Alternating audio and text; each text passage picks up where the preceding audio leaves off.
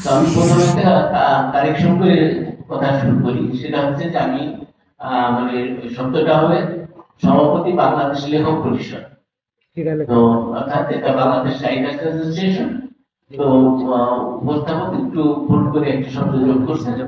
তো যাই হোক, তো আজকের অনুষ্ঠানে যারা উপস্থিত আছেন তারা মানে অলমোস্ট বেশিরভাগই আমার খুব প্রিয় এবং একেবারে প্রাণের মানুষ। বিশেষ করে এখানে যিনি এই মানে সংগঠনের সভাপতি ডাক্তার অনুপম সেন, সে তো মানে কতটা প্রিয়, আসলে প্রিয় তো কোনো মাপকাঠি থাকে না, সেই জন্য বলা যায় না যে কে কতটা প্রিয়।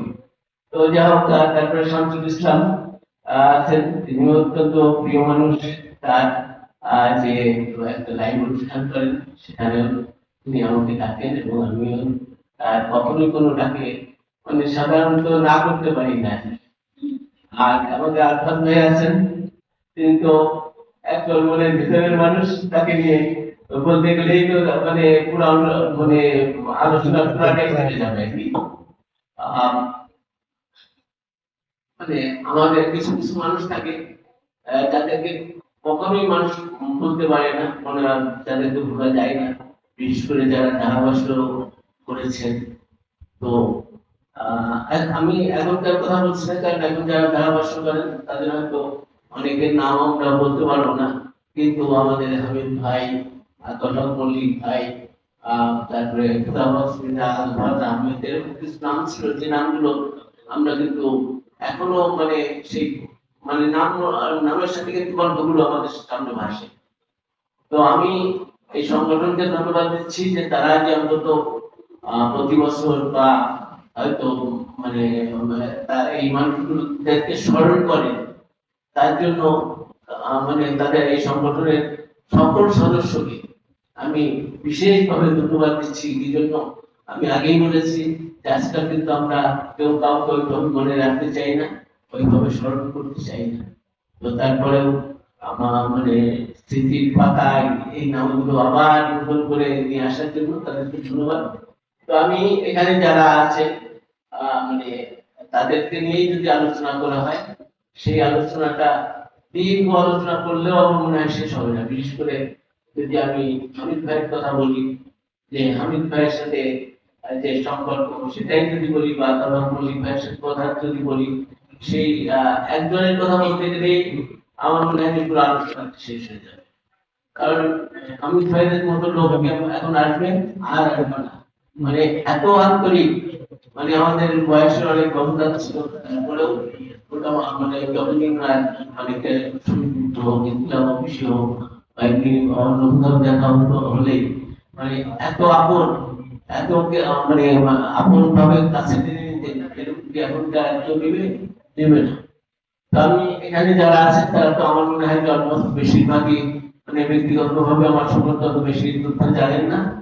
তো আমার বাংলাদেশে প্রকাশিত বইয়ের সংখ্যা 400+, মানে 400+, এবং তার ভিতরে খেলা বিষয়ক বই আছে 50টার অধিক। খেলা, শুধু খেলা বিষয়ের বই। তা আমি ব্যক্তিগতভাবে ক্রীড়াঙ্গনের সাথে আপনাদের রিলেটেড না বলে হয়তো সেভাবে সবাই ওইভাবে পরিচিত না। তো আমার এই লেখালেখির প্রথমটা যিনি আমাকে এই বিষয়ে সবচেয়ে বেশি উদ্বুদ্ধ করেন, তিনি ছিলেন নাটক দত্ত। হ্যাঁ, এবং বিশেষ করে বইয়ের লেখাটা তার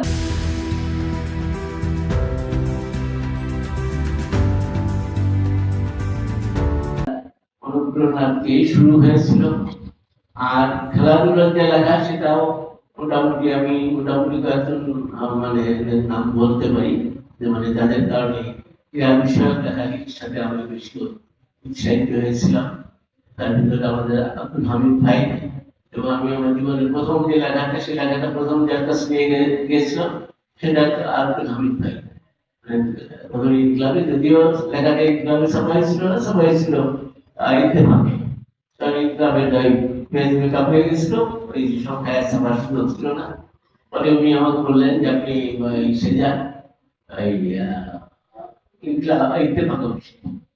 তো ওখানে ওদের রোববারের বাধা বের হয়, ওদের ওখানে দিলেও স্ত্রী হয়তো ছাপা হতে পারে। ফলে আমি সেই গেলাম ইত্তেফাকে। ওদের যেমন ভাই ছিলেন স্পোর্টসের দিকে। তো তাকে দেখালাম, তিনি আমাকে বললেন যে ভাই মানে লেখাটা ছিল হলো পাকিস্তান ওয়েস্ট ইন্ডিজের উপর লেখা। তার মানে কি পাকিস্তান, এবং এটা আমাদের 1999 সালের শেষের দিকে কথা।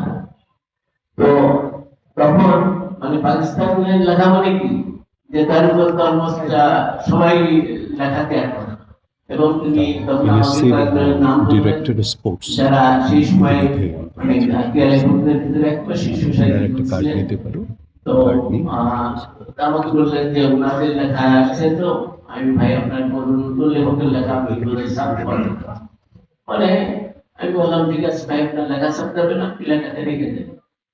তো মানে আমি ওনাদের সম্পর্কে বিষয়টা জানি কত বড় মাপের মানুষ ছিলেন তারা, কতটা মানে সম্পাদক হিসাবে তাদের মেধা যোগ্যতা এই বিষয়টা বুঝানোর জন্য এটা করছি। পরে আমি ওনাকে বললাম যে লেখাটা ছাপতে হবে না, আপনি রেখে দেন। তো যদি আপনার ভালো না লাগে এটা কোনো অসুবিধা নেই। পরে আমি দিয়ে আসলাম, আসার পরে আমি তো ধরে নিয়েছি যে, তো আমি দুজনের নাম এখানে বলি যাদের লেখা ছিল সেখানে রণজিৎ বিশ্বাস ওনার লেখা ছিল, দিনু খন্দকারের লেখা ছিল, তারপর অন্যান্য বিষয় করে তো হয়তো সবার নামে ভাবে মনে থাকবে না। তো পরে যখন রোববারে ওই পাতাটা বের হয়, আমি রোববারে দেখলাম, তখন দেখলাম যে একটা লেখা আছে, আমার মনে হচ্ছে লেখাটা না, মানে আমি আগে পড়ছি। পরে হঠাৎ করে শুরু করে দেখি যে আমার নাম লেখা। তো তার মানে হচ্ছে যে আমি কথাটা বলতে চাচ্ছি যে ওনারা কিন্তু তখন বুঝতে পারবেন। ঠিক আছে, শেষ করে আমি জাস্ট এইটাই সবাই কিন্তু জানার জন্য একটাই বলছে। তো তার মানে যে তখন যারা সম্পাদনা করতেন তারা কিন্তু একটা ভালো লেখা তারা বুঝতে পারতেন, যোগ বাদদের বলেই তখন তারা মানে অত বড় সম্পাদক হতে পেরেছিলেন। তো আমি যদি এখানে সবার কথা বলতে যাই, আসলে আগেই বলেছি যে ওই 4-5 ঘন্টা বললেও একজন কথা শেষ হবে না। তবে যে মানুষগুলো ছবি আছে বা যাদের আরো এরকম অনেকে আছেন যারা ছবি নাই সেরকম যারা ছিলেন, সেই সব মানুষ কিন্তু এখন আর আসবে না। তো এখন মানে এখন যেটা হচ্ছে সেটা আমি মানে কি যে আসলে ওইভাবে সম্পাদনা শব্দটা নেই, যেগুলো লেখা দেওয়া হয় খুব সেগুলো ছাপা হয়ে যায়।